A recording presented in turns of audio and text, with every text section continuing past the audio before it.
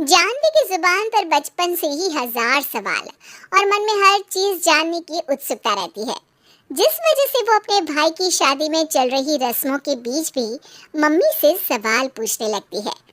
Mummy, जब लड़की वालों ने आपको अपनी इतनी बड़ी लड़की दे दी, तो फिर भी उनसे सामान लेना गलत नहीं है क्या? इस पर कोई भी जानवी की बात का जवाब नहीं दे पाता और उसे इग्नोर करते हुए रस्में निभाते रहते हैं। शादी संपन्न होती है और भाभी घर आ जाती है, जिसके बाद जानवी के सवालों का सिलसिला अब भाभी के साथ शुरू होता है। भाभी, मुझे आज तक एक बात समझ नहीं आई, हमेशा सारे बलिदान वाले काम लड़कियां ही क्यों करें? मतलब अपना घर, परिवार, दोस्त, पुरानी जिंदगी सब कुछ छोड़ लड़कियां ससुराल आए, फिर वहाँ सबका दिल जीतने की कसरत भी वही करे। और लड़कों का क्या? बस तैयार हुए, दूल्हे बने और दोबारा अपने घर आकर बैठ गए। दीदी, मैं ससुराल में हूँ, जवाब कंट्रोवर्शियल हो जाएगा, इसलिए आप अपने ये दुनिया हिलाने वाले सनसनीखेज सवाल अपने पति से करना, क्या पता वो जवाब दे पाए। भाभी की बात पर हंसते हुए जानवी वहाँ से चली जाती है। कुछ दिनों बाद उसकी शादी कबीर से हो जाती है। अब ससुराल में कुछ दिन तो जानवी किसी से कोई सवाल पूछे बिना रह लेती है, पर फिर एक शाम दरवाजे पर खड़ी सास को बुजुर्ग भिखारी पर चिल्लाते हुए देख लेती है। अरे मुझे पता है तुम सबके पास खूब पैसा होता है, पर फिर भी हम जैसे शरीफ लोगों को परेशान करना होता है, और फिर जब कोई पैसे ना दे तो तुम उसका खून भी कर देते हो। क्रिमिनल होते हो तुम सब के सब। अब जाते हो यहाँ से या पुलिस को बुलाऊं? ये सब देख अब जानवी खुद को रोक नहीं पाती। मम्मी, वो आपसे भीख नहीं, खाने की मदद मांग रहे हैं और आप उन पर इस तरह से चिल्ला नहीं सकती। आखिर ये भी तो एक इंसान है, और वो भी आप और मुझसे उम्र में बहुत बड़े। बाकी किसी चीज का नहीं तो कम से कम उनकी उम्र का ही ख्याल कर लीजिए। बहू का ऐसा रूप देख सास को तो जैसे शौक ही लग जाता है। जानवी भिखारी को खाना देकर वहां से भेज देती है, लेकिन इसके बाद से ही सास का उसके प्रति रवैया बदल जाता है। मुझे तो लगा था बहुत शांत बहू लेकर आई हूँ, पर ये तो पूरी ज्वालामुखी निकली। अरे इतने दिनों से ये रंग क्या एक भिखारी के सामने अपनी सास की इज्जत उतारने के लिए छुपा कर रखे थे? और कौन से रंग बदलना सिखाकर भेजा है तेरे माँ बाप ने तुझे? मम्मी जी, रंग का तो पता नहीं, लेकिन मेरे मम्मी पापा ने मुझे हर ढंग में गलत के खिलाफ खड़ी होना जरूर सिखाकर भेजा है। बहू का जवाब सुन सास गुस्से में वहां से चली जाती है, जिस पर पीछे खड़ा सब कुछ सुन रहा कबीर जानवी के पास आता है। जानवी, मैं मानता हूँ तुमने जो किया अच्छे के लिए किया, पर मम्मी से ऐसे नहीं बोलना चाहिए था।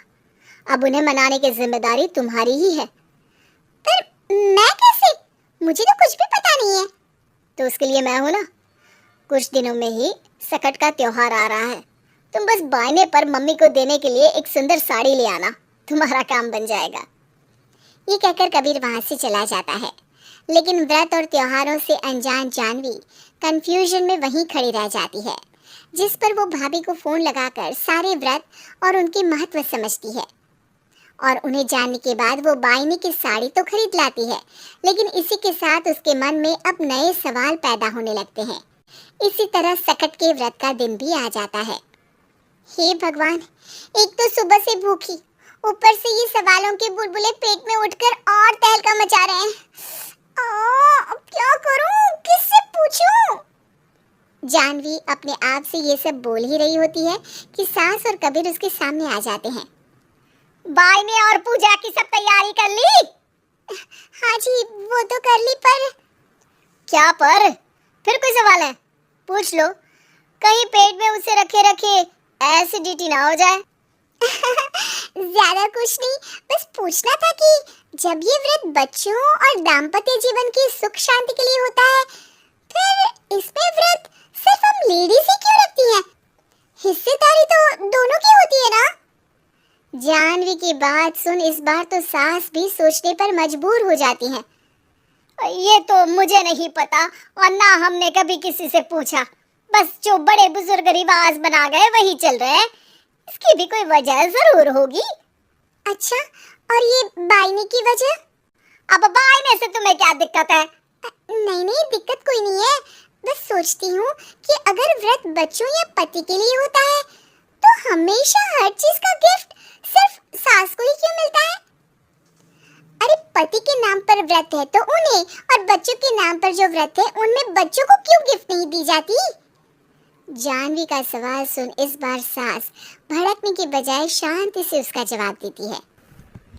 वैसे ये सवाल एक बार मैंने भी अपनी सासू माँ से किया था, तो जवाब मिला कि सास की वजह से ही पति मिला है, इसलिए एक थैंक यू और इज्जत की तरह उन्हें ये बायना दिया जाता है। और बच्चों वाला तो मुझे भी नहीं पता। बाकी इस बात की भी कंफर्मेशन नहीं है कि सासू माँ ने ये सिर्फ मेरे सवालों को शांत करने के लिए बोला था या ये सच भी है। सास के जवाब और जानवी के सवाल से अब वो दोनों ही कंफ्यूजन में हैं कि आखिर सच और वजह क्या है। अगर आप लोगों के पास इन सवालों के जवाब हैं तो कमेंट करके सबके साथ जरूर शेयर कीजिएगा।